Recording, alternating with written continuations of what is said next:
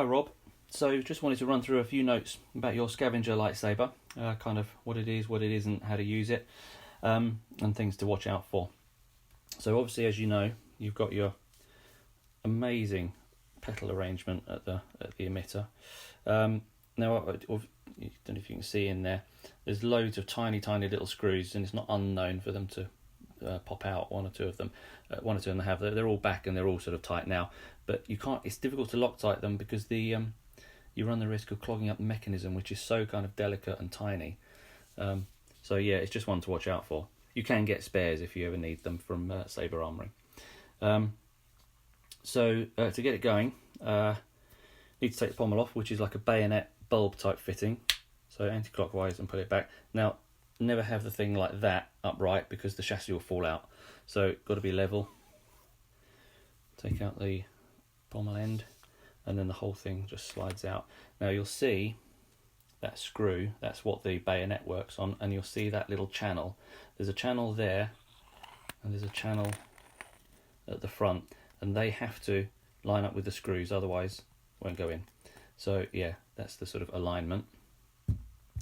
Now, there is our chassis. We've got a little crystal chamber window, we've got the rotating motor, battery in there. Obviously, battery goes in positive at the front, negative on the spring connector at the back. Never get it in the wrong way around or you will cook the circuit board. And then underneath here we've got, this is held in with magnets. We've got our Profi board, little protective screen on it, SD card, all easily accessible. Extra little accent LED at the back there.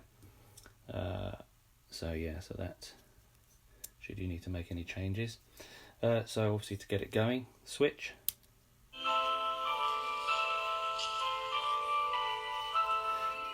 Now there are various different accent LED combinations. All the different fonts have different sort of animations for them. They're all listed. I'll give you a whole list of which fonts have got what.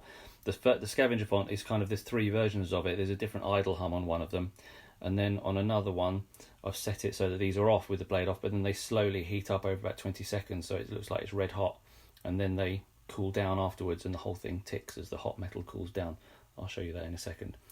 So the switch is doubled up here as well as on the wheel on the hilt. So you'll notice when you hit it, you get a click sound. So the reason for that, that's actually being played by the circuit board. There's a rotating plasma gate, animating LEDs, and an additional animating LED at the back. The reason for that click is because the pedal arrangement, obviously this wheel is driving quite a lot of mechanicals, so it's difficult to feel when it actually touches the switch and activates the switch. So that click helps you sort of navigate the sort of on and off on the switch. Now you can, if you don't like it, you can remove it, just shut it all down, stick the SD card in a computer, navigate to shared function, the shared folder, within that the functions folder. You'll see a press and release file. Move that into the unused effects folder, and then rename mute 1 to press, mute 2 to release. And that will basically, it'll still play the files, but the files are silent, so you won't hear the clicks. But I found it is much easier to navigate the wheel with those clicks. So to put it all back, obviously we line up our screw with those channels again.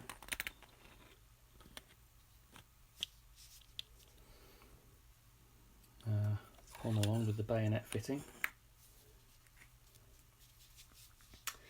and then it's a quick on and off to fire it up. We've got our animation in there for the sort of pre-ignition. Blade all lights up nicely. Clash on clash. The lock up is hold it and initiate a clash. Blaster blocks, and then to turn it off is press and hold. So yeah, so that's there's various other things as well. There's a whole list that I've included with it that has all the instructions for the different features. So if we go back into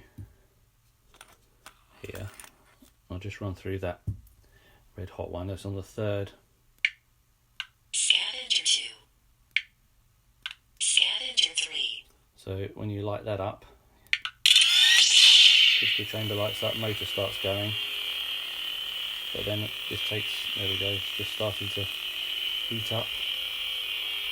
So the whole thing and that inner core will start sort of glowing red.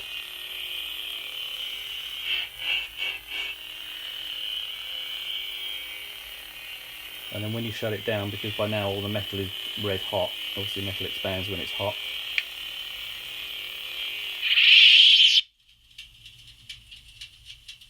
You can hear it cooling down. So yeah, nice little bit of nonsense there.